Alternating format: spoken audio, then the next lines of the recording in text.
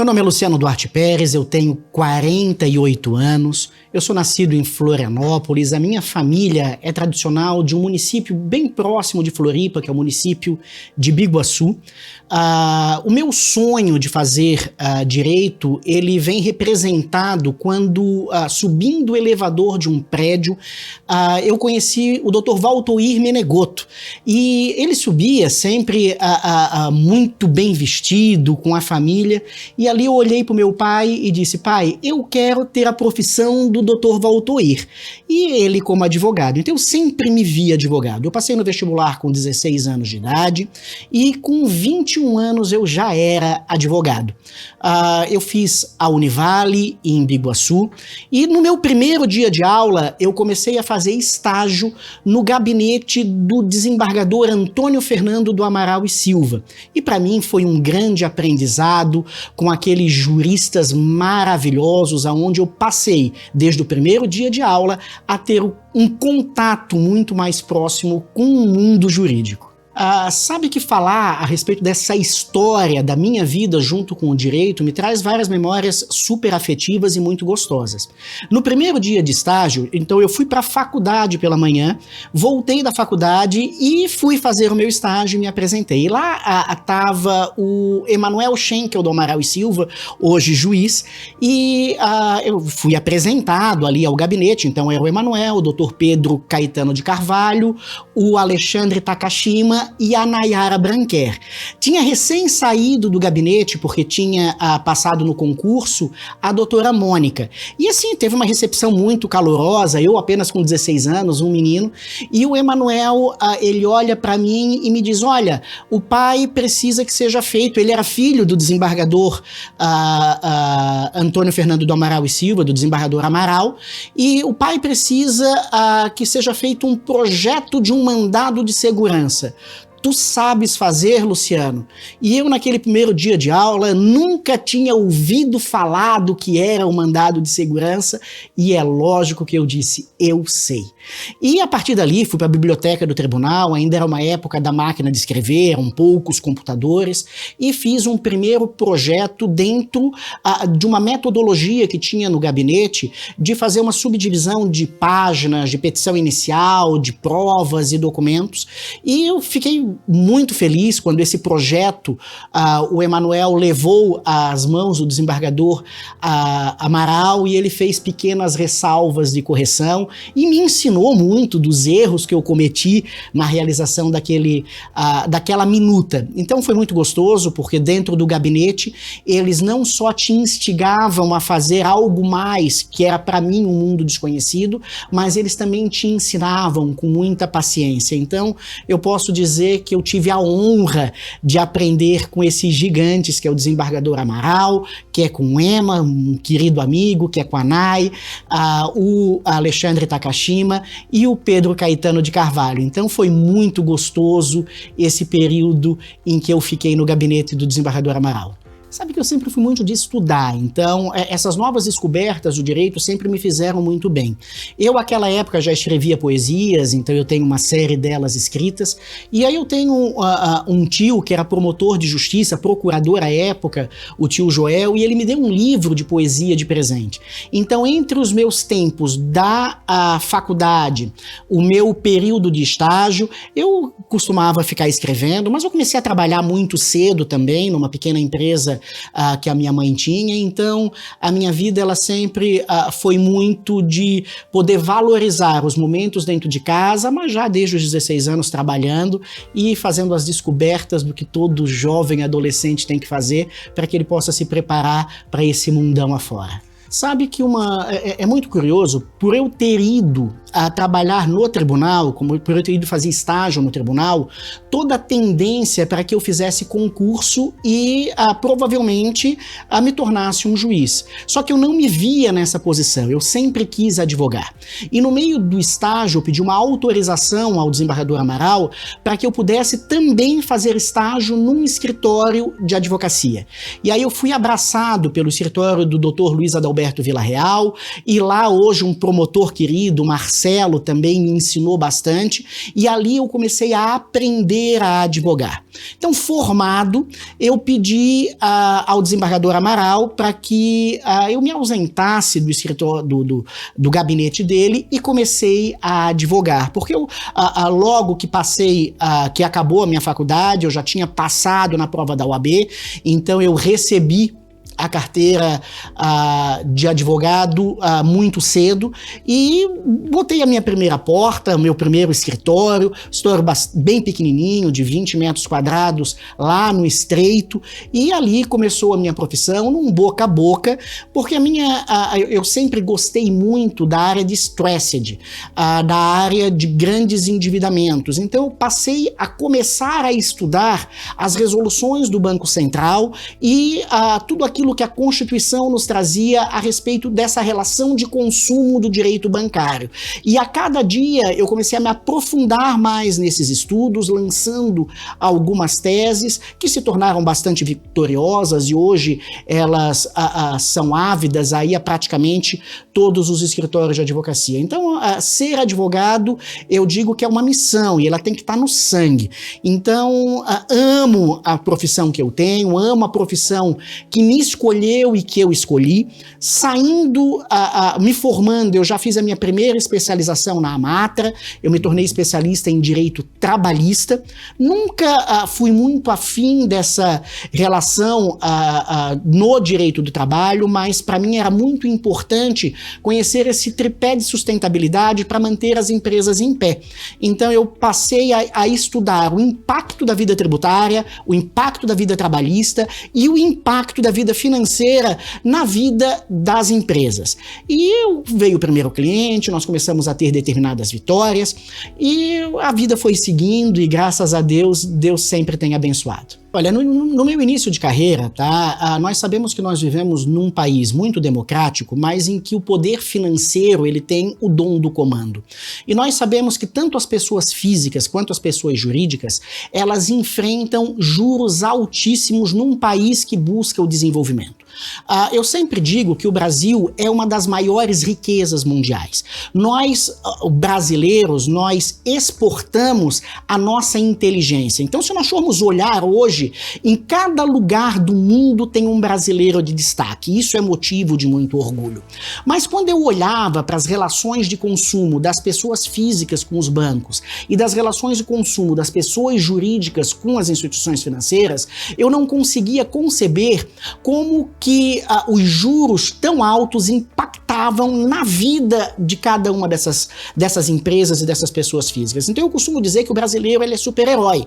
E eu sempre tinha uma fala nas palestras que eu já comecei a ministrar de que nós vivemos um período de ditadura financeira disfarçada, porque mandam os bancos com os juros altos e obedecem àqueles que têm juízo. Então consolidar essas jurisprudências foi algo que sempre me desafiou.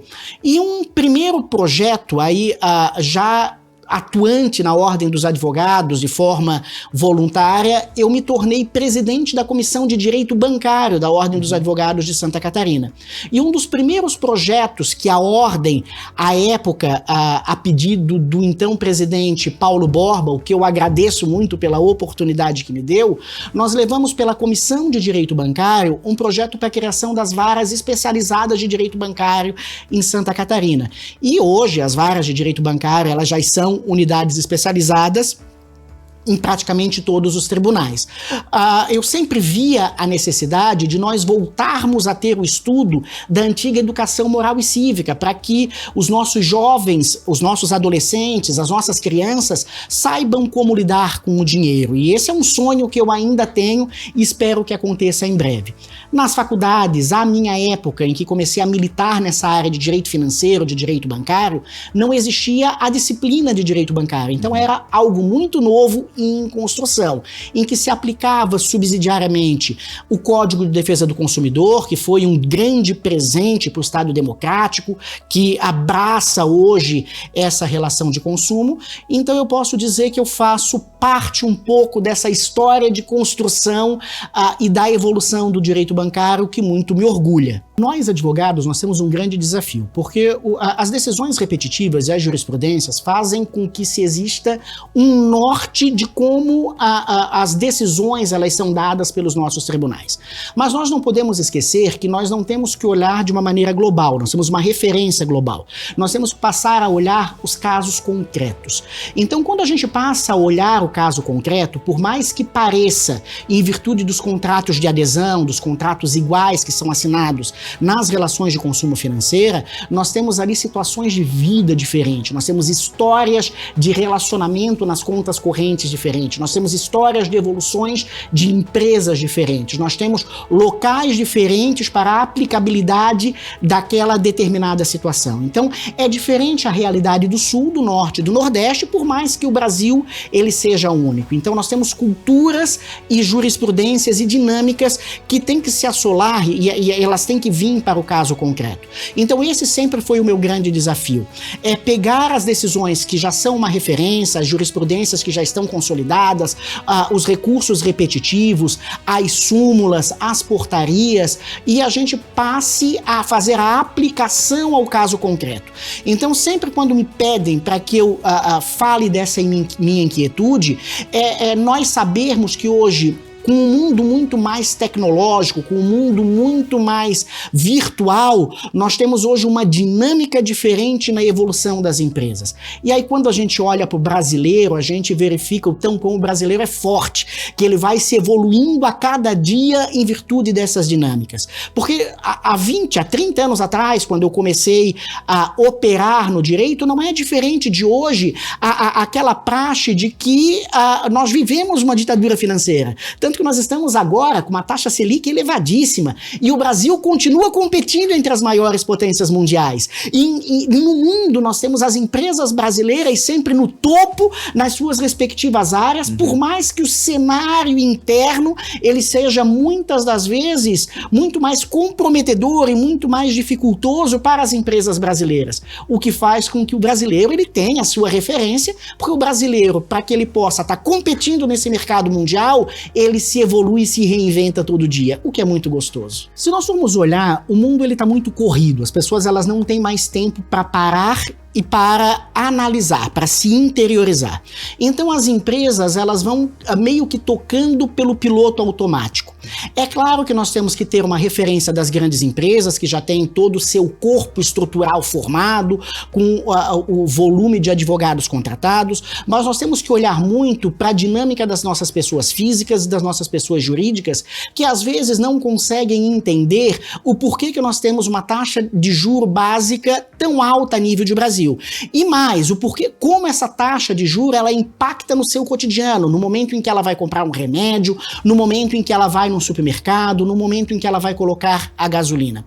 Nós não conseguimos muitas das vezes fazer com que a nossa população entenda o porquê que a nossa carga tributária ela é tão alta. Muitas das vezes nós não conseguimos entender, a população em geral, o impacto de todos os encargos trabalhistas na vida das empresas. E aí passou-se muito tempo a se ter dois lados, o lado do empregado e o lado do empregador. Mas nós temos agora, principalmente nos últimos 10 anos, uma convergência para que todos se tornem empreendedores. E quando a gente passa a empreender, seja na vida física, seja na pessoa jurídica, nós precisamos começar a entender esse mundo de leis, esse mundo de decisões, esse mundo político que nós temos aí fora, para que a gente possa trilhar um caminho reto e conseguir vencer nesse turbilhão. E por isso é que eu sou apaixonado pelo brasileiro, porque o brasileiro ele está sempre se reinventando, ele está sempre lutando,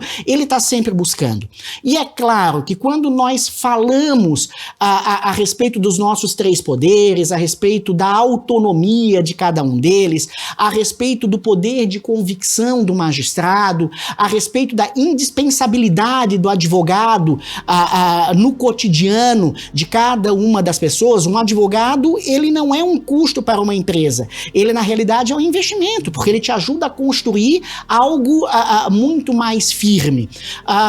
Eu digo, eu acho que a gente tem que começar a tirar o juridiquês dos livros e dos códigos e das leis e levar a população a algo muito mais próximo dela, para que ela não veja o advogado, para que ela não veja o poder judiciário como algo distante, como algo que vai privilegiar a classe A ou a classe B, ou a classe política A ou a B, ou uma classe empresarial A ou B, ou determinado segmento. Porque, na realidade, muitas das vezes, a população tem uma visão equivocada a respeito disso. O juiz, ele tem sim um poder de convicção, em que ele olha de acordo com todo o ordenamento jurídico vigente, mas, acima de tudo, ele analisa casos concretos. E tá aí a beleza do advogado. É que cabe a ele levar essas particularidades de prova para que o juiz tenha esse juízo de convicção.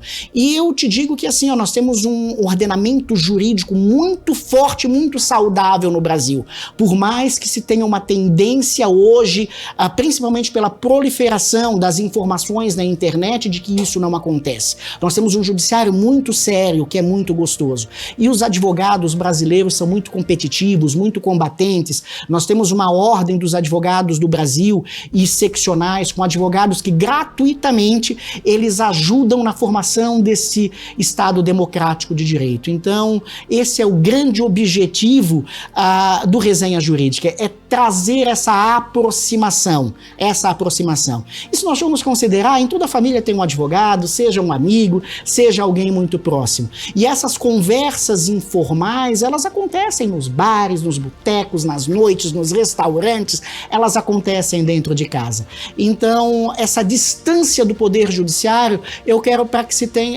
tentar trazer cada vez mais essa aproximação, esse aconchego, porque é só entendendo, é só compreendendo, é só estudando que a gente consegue evoluir. E eu acho que o Brasil está pronto para poder estudar tudo isso e participar desse processo de evolução. Sabe que é muito gostoso? As pessoas, elas olham a Ordem dos Advogados do Brasil como algo muito distante, mas a OAB, ela está muito próxima de todo cidadão. Existem todos os advogados dativos, que são advogados gratuitos, que estão ali para prestar um serviço a toda a população que não tem condições de pagar um advogado, para que ela possa ter o livre acesso ao judiciário, que é garantido pela Constituição Federal.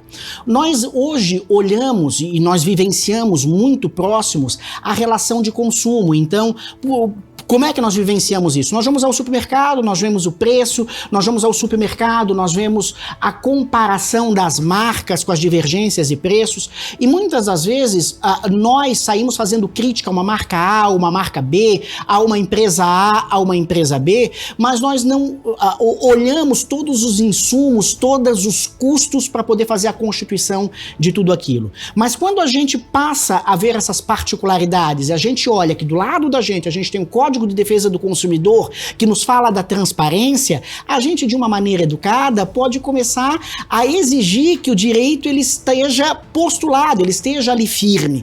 Porque se existe a questão da transparência nessa relação de consumo, eu não preciso brigar, mas eu posso mostrar que eu conheço a legislação, para que cada vez mais aquele que de repente está lá do outro lado, que colocou algo que não é tão transparente, também possa aprender. E aí é nesse aprendizado conjunto que eu sempre vejo a necessidade do Resenha Jurídica. Aqui, claro, eu estou falando da relação de consumo, mas acontece de igual norte nas relações trabalhistas, na nossa hora da declaração do imposto de renda, na hora da separação, na hora da manutenção dos direitos individuais, seja numa união estável, nas diversas formas de casamento, na hora em que nós começamos a ver essa coisa linda que está acontecendo no Brasil, que é a igualdade dos gêneros, essa coisa linda que está acontecendo no Brasil, que são as novas formas de amar, os novos casamentos, nessa coisa linda que está acontecendo no Brasil, que é cada vez mais a bandeira de proteção aos animais, nessa coisa linda que está acontecendo no Brasil, que é tudo através de uma discussão, está muito próximo da gente.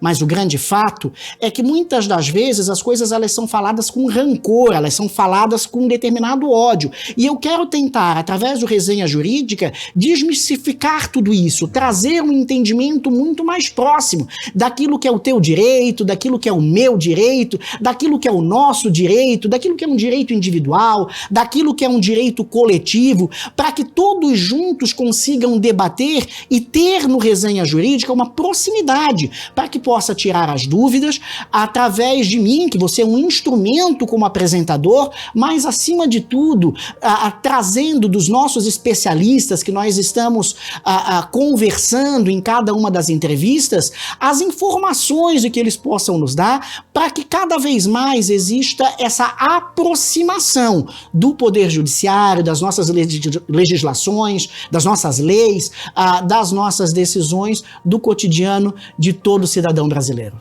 Eu sou Luciano Pérez e nós estamos hoje no primeiro programa da segunda temporada do Resenha Jurídica, na qual hoje você está conhecendo um pouquinho mais de mim. Nós vamos precisar fazer um rápido intervalo e já estamos de volta com a segunda temporada, o primeiro episódio da segunda temporada do Resenha Jurídica com Luciano Pérez.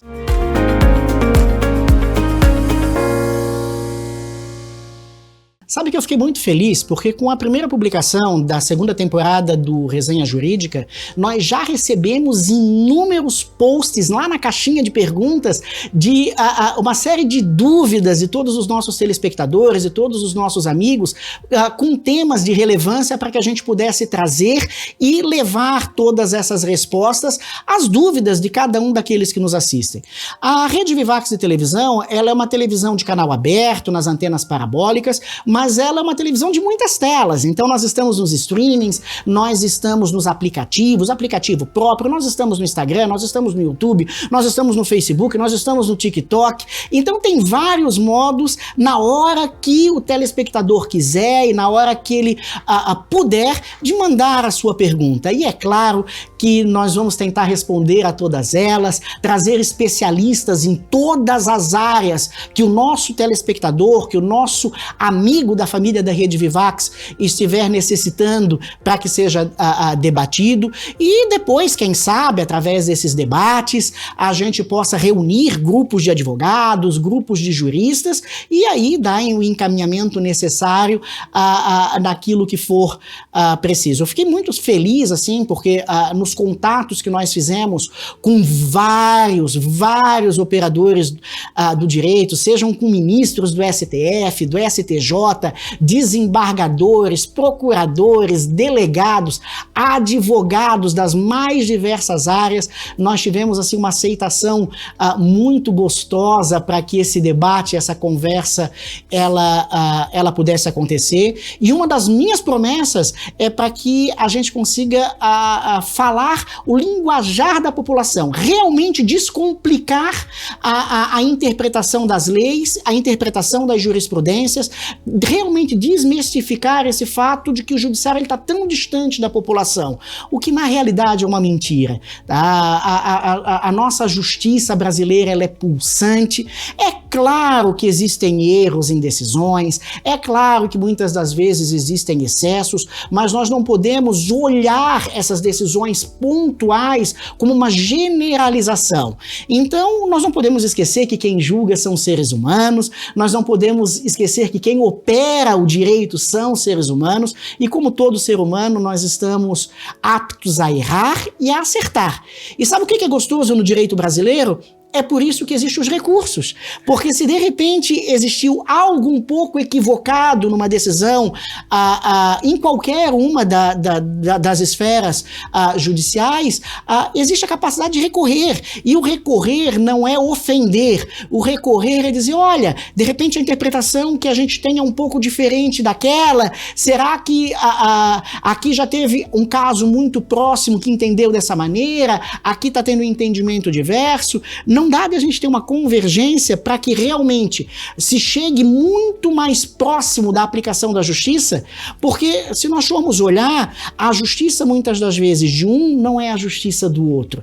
E uma das funções do Poder Judiciário é tentar fazer essa equalização, para que exista uma justiça que possa ter um ambiente social muito mais saudável, para que as regras elas possam ser cumpridas e para que se tenha acima de tudo, o respeito à liberdade, o respeito à liberdade de expressão, o respeito à liberdade de ação, o respeito à particularidade, à individualidade de cada um dos seres humanos. E isso é crucial. Te confesso que nós não precisaríamos de maneira nenhuma do Poder Judiciário se o ser humano não tivesse muitas das vezes hoje olhando somente por seu umbigo, porque um bom diálogo resolve muitas das coisas. E o direito ele está em evolução, como vai continuar sempre. Afinal de contas, aquilo que se aplicava 100 anos atrás não se aplica mais hoje. Os costumes mudaram, houve toda uma evolução, mas uma das coisas que nunca vai sair de moda é o respeito. E nós vamos tentar sempre, de uma maneira muito respeitosa, muito gostosa, trazer uma convergência a esses entendimentos interpretativos das leis e das nossas jurisprudências. O direito, a vida, ela está em movimento, a gente tem que se movimentar. E a cada dia acontecem fatos novos que causam grande repercussão nas mídias sociais, causam grande repercussão na imprensa, e muitas das vezes a população, ali através dos comentários, os hates, passo a atacar um ou outro com, às vezes, até entendimentos preconceituosos, ou às vezes até sem fazer uma compreensão de como a nossa legislação ela vai apurar determinado fato. Então hoje, por exemplo, se nós formos olhar o mundo político brasileiro, nós temos uma dicotomia de interpretação como se tudo fosse o político A ou o político B. E o nosso judiciário, ele está ali não para proteger o político A ou o político B, mas ele está ali para proteger as leis, para proteger a Constituição Federal, para proteger o Estado democrático de direito. E aqui falei do mundo político, mas nós podemos falar a respeito dessa evolução gigante que está tendo da igualdade em todas as esferas de amor e de casamento. Como é que isso tudo vai impactar depois numa sucessão, num inventário, numa separação? Como é que fica o meu direito e o direito do próximo? E sabe que a ganância do ser humano faz com que cada vez mais exista aquele emburrecimento. Mas por que o emburrecimento? Porque se eu só penso em mim e no meu umbigo, eu não olho a sociedade em geral. E quando eu não interajo com essa sociedade em geral, quando eu não interajo com as necessidades do próximo, daquela minha companheira, do meu companheiro, com as necessidades do respeito a todos os pets, com a necessidade do respeito ao diferente, eu emburreço. Eu emburreço porque eu olho para mim, eu emburreço porque eu passo a viver como se eu estivesse lá na época da ditadura, em que existe o poder de comando. E hoje em dia não mais tem isso. E sabe o que é muito gostoso?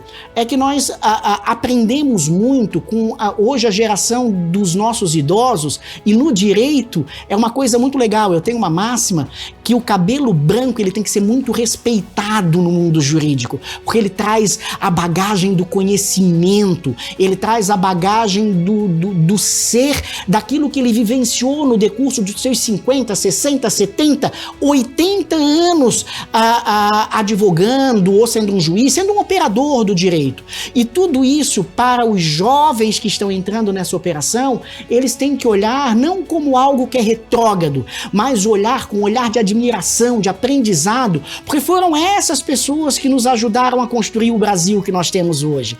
Então é muito gostoso quando a gente olha nossos ex-presidentes com mais de 90 anos ainda participando com opiniões do mundo político. Quando nós olhamos nossos ex-ministros do STF ainda modificando e opinando nas relações atuais. Quando nós olhamos os atuais ministros que estão lá tentando fazer diferente a diferença. Porque é muito fácil nós, seres humanos, julgarmos quem está ali para decidir.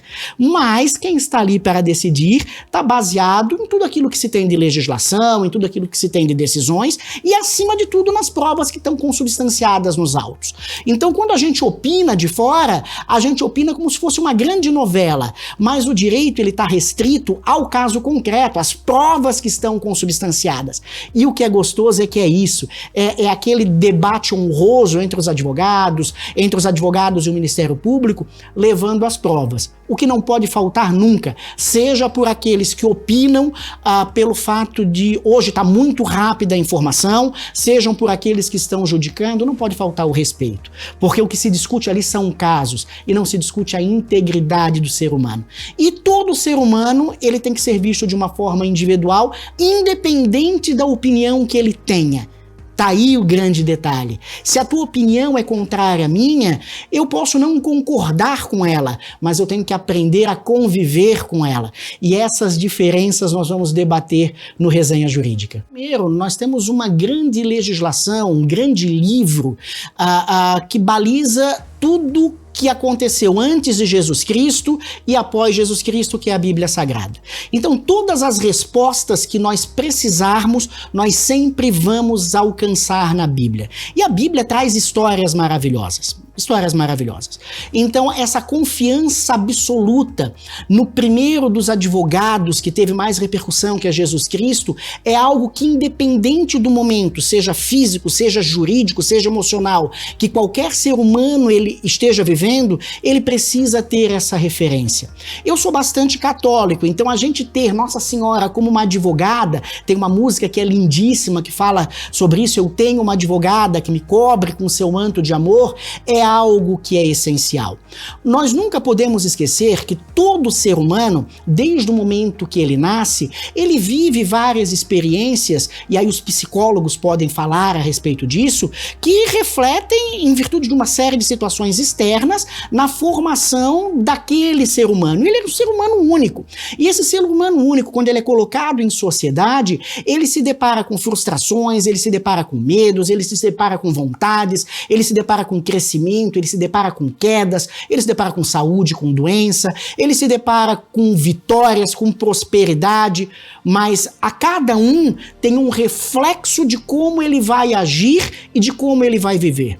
E eu sempre, em virtude do meu modo de pensar, do meu modo de agir, eu coloco, independente de qualquer circunstância, Deus, Jesus e a Virgem Maria à frente de todas as coisas. Então não importa o momento difícil que você esteja vivendo. Eu vou dar um exemplo. De repente a pessoa está com uma doença super complicada, ela bateu nas portas dos poderes públicos para pedir aquele remédio, o poder público não concedeu o remédio, seja lá por uma interpretação equivocada daquele agente que tinha que fazer o deferimento ou não, seja porque não tinha direito, cada caso ele é um caso, e como é que é o reflexo daquela pessoa relacionado a essa situação quando busca determinada cura. Ela tem que olhar para tudo aquilo como aprendizado. Olha, ele me disse que não, está fazendo a função dele. Vou procurar um advogado para poder buscar o meu direito e postular no judiciário, mas enquanto isso está tramitando, porque quando a gente olha, parece que uma demanda judicial é muito longa, mas não é. Existem milhões de processos e um número muito pequeno de juízes para poder decidir a respeito de determinado tema. Então, o que é que eu sempre costumo dizer? Enquanto isso está acontecendo, olha para a tua situação e diz, eu vou ser curado em nome de Jesus. Eu sou feliz, eu não vou olhar para minha doença como algo que me coloca para baixo. Eu vou olhar para minha doença, claro, eu tenho que me curar, eu tenho que procurar os médicos, eu tenho que fazer todo o tratamento. Mas independente de tudo isso, eu posso viver feliz, porque já acordar é um milagre. Então, quando a gente olha brigas de irmãos por herança, quando a gente olha brigas de ex-companheiros por divisão de bens, o que falta é a humanização do ser humano. Não é um tostão a mais que te faz melhor do que o outro. O que te faz melhor do que o outro é as mãos dadas e a solução. E os acordos que a gente tem que celebrar não é num acordo eu ganho e tu perdes. É um acordo em que existe cada um perde um pouco e cada um ganha um pouco. Mas, acima de tudo, faz com que aquele problema seja resolvido e tu pare de olhar para o problema. Pare de olhar para aquela circunstância para que você caminhe. E o caminhar é o se movimentar, é o aproveitar o dia de hoje, não é o que aconteceu ontem. E aí, como eu falava, nós vivemos um Brasil em que a democracia ela é muito nova, em que nós temos taxas de juros muito altas, em que nós temos o brasileiro se reinventando todos os dias para competir, seja no mercado interno, seja no mercado externo. E muitas das empresas nessa competição, elas passam por dificuldades financeiras, elas quebram, elas tomam decisões erradas, elas são acometidas de reflexos jurídicos que às vezes causam um impacto, não só na empresa, mas um impacto emocional muito grande. E o ser humano que está vivendo isso, ele tem que se olhar, ele tem que olhar para dentro de si e ele tem que ver a importância dele se reinventar.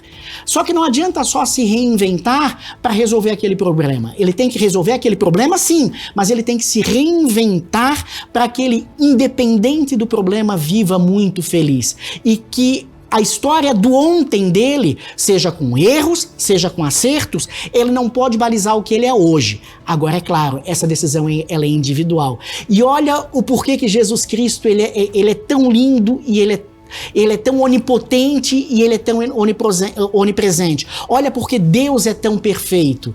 De grandes derrotas na Bíblia surgiram grandes ícones da religião. De grandes derrotas surgiram grandes vitórias. E nós podemos aqui citar o rei Davi, o rei Salomão, José do Egito, a Maria Madalena, os apóstolos, os discípulos, gente, inúmeras outras personalidades bíblicas que são reais.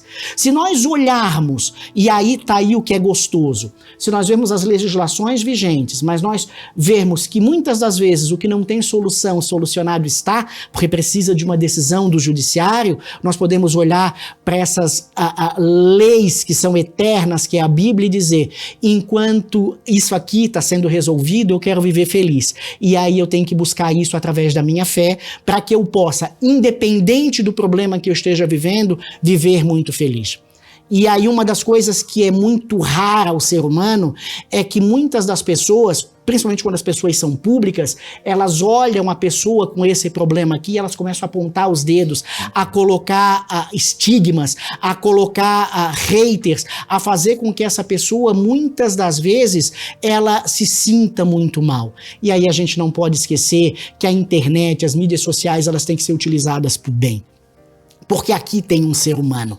Ah, mas esse ser humano, de repente, em determinado momento, cometeu uma atrocidade. Se ele cometeu uma atrocidade, nós temos todo um ordenamento jurídico que irá julgá-lo. E aí está aí o grande detalhe. Após esse julgamento, após o cumprimento da pena, após essa decisão judicial, isso não existe mais. Isso faz parte do passado, e que esse ser humano que viveu esse momento, ele saiba aprender com tudo isso e não cometa de novo. Porque todo ser humano tem direito a um novo dia, a um novo recomeço. E esse é a grande essência da vida, é o milagre de um novo dia. É muito gostoso porque todo ser humano, todos nós podemos fazer diferente e a diferença. E aqui no Resenha Jurídica com Luciano Pérez, nós vamos tentar fazer isso.